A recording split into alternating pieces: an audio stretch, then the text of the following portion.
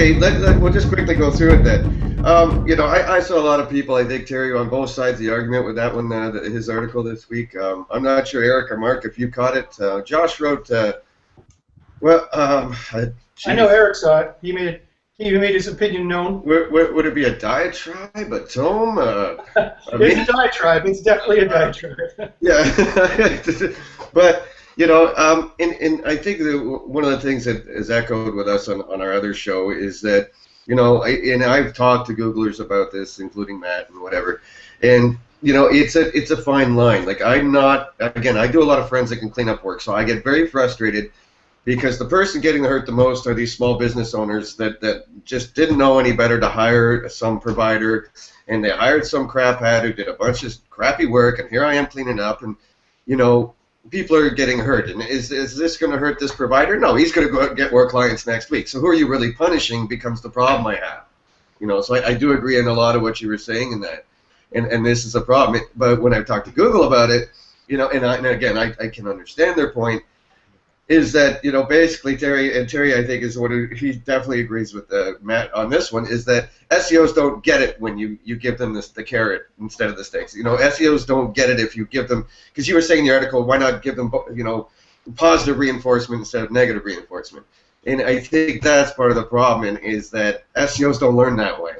Google has to literally go out and keep smacking the heck out of them for them to really get the message, and that's a lot of what Google says when I've talked to them about this kind of stuff. So I don't know. I have to disagree respectfully with that. I think the science on Skinnerian psychology is pretty clear that over time, over a long period of time, positive reinforcement works far better than negative reinforcement or positive punishment, as they actually technically call it, because you're adding punishment. But of course, the correlation between A and B has to be very clear, that I did good thing A and good thing B happened. One. But I agree that negative punishment certainly works. I mean, you smack somebody enough, they're going to stop doing what they were doing, right? Right. Josh, here's my problem with that. You might get angry at that.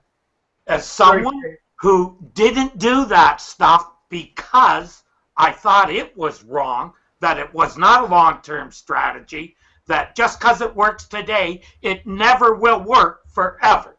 There's only certain things that work forever. And that's what we're left with now. And here's my problem with a lot of what you're saying.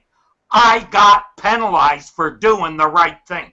Because in the old days, before, everybody got pushed right out of the thing. They couldn't rank for nothing. And I moved up the ranks, as I should, because I had done the work, right? Now I don't get that. Yeah. No, I hear you there totally. There's been a lot of collateral damage, and actually I agree with you. A lot of the collateral damage. Edge cases. Yeah. Well, what a perfect Bernaysian public relations term, edge cases. It sounds so nice, so technical. Oh, they're edge cases. No, they're collateral damage. And so I'm going to be very clear as to what my argument is, because there's been a lot of confusion as to what I said. I know it was a long article, and I guess I shouldn't have expected people to read the whole thing. So I fully understand that. But I am not saying that Google is obligated to be nice to people. I'm not saying that people are entitled to the rankings they previously enjoyed. And on a business level, I agree 100% that it was a dumb idea to do risky tactics. On a business level, I totally agree. And at a business level, I understand what Google is doing. But my point is this, is that does not justify Google intentionally, and they've fully publicly admitted this, that they're intentionally trying to disenfranchise small businesses. They're intentionally trying to disenfranchise people. They are intentionally trying to hurt people. They have absolutely no justification for doing this. I'm not just saying this as a person. I'm saying this as someone who's taught ethics at the university level.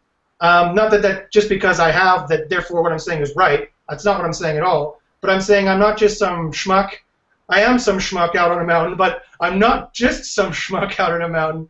I'm saying this in a professional capacity, and I really think Matt needs to rethink his strategy. They can very well prune their index. They're smart guys. They can prune their index without giving us penalties that that are ill-defined, so they don't even announce when they're run anymore, and they hold people down for long enough intentionally that they can disenfranchise them, which was the entire point for some of their algorithms. So that's my point. You know, people are saying that I'm saying that Google is obligated to give somebody some. I'm not saying that at all. I was trying to be very clear in my article that Google thinks they're morally justified in dictating what is right and wrong, and they think they're morally justified in hurting other people, and they're not. That's my point. Eric, you had some thoughts on this article too, did you? Please. Yeah. Well, I think it's. I don't believe I've ever seen a statement from Google that they're intentionally trying to disenfranchise small businesses. Matt Cutts said in a video, they're trying to make Black Hat too expensive, and he's mentioned that they're trying to disenfranchise Black Hats. He never, of course, mentioned That's not small business. Okay. Yeah, different That's a very statement. small, big business, is it? It's not Walmart. It's small business. But that's in. Okay, those guys are actually breaking the rules. So And what you're saying is they're disenfranchising people who are doing things that do not comply with their rules. What to do? Who are they to make the rules? Like it if someone come to you and told you how you were going to build your website and instill their values on you. All right, wait. Eric's still got the talking stick here. Sorry. No worries. So, yeah, I don't know. From my perspective, you know, I think Google is. First of all, I'm not going to defend everything that Google does, so don't take it that way. Okay. So that's there you go. But at the high level, they do have a right to do what they think they need to do to make their product better and improve their search results. So that's another argument that people have given me, that they have the right to do it. So sorry. So one, no, they don't. That's not how rights work. If you look at political rights, rights protect you from things. You don't have rights to do things. Rights protect you. Rights guarantee you certain things that laws enforce. There are no laws that say they can do this, and there's unfortunately no laws saying they can't do this, right? So it has nothing to do with rights. Yes, they have the ability to police their index. It doesn't make it moral, right? If you want to say I have the right to self-defense, and some guy starts yammering on at me and throwing punches at me, I have the right to defend myself only up until the point that I don't excessively use excessive force. Essentially, I would say that Google has used excessive force. Yes, people were yammering off and being idiots. Yes, Black Hats we're doing dumb things. Terry, I totally agree. But it doesn't give Google the right to take a shotgun and blow their head off when all the guy was doing is just going blah, blah, blah, blah, like this. I like to argue in metaphors either, because then people start to extend the metaphor, and then things get stupid. But all I'm saying is that Google does not have the moral justification for disenfranchising people. That's all I'm saying. Okay. I'll try to avoid using the word rights, but I mean every company I know tries to do things to improve their product. Of course they do. When they do so at the expense of other people, and when I by expense I mean like literally going out of their way to disenfranchise them, that's immoral. Yes, every business does it. Of course they do.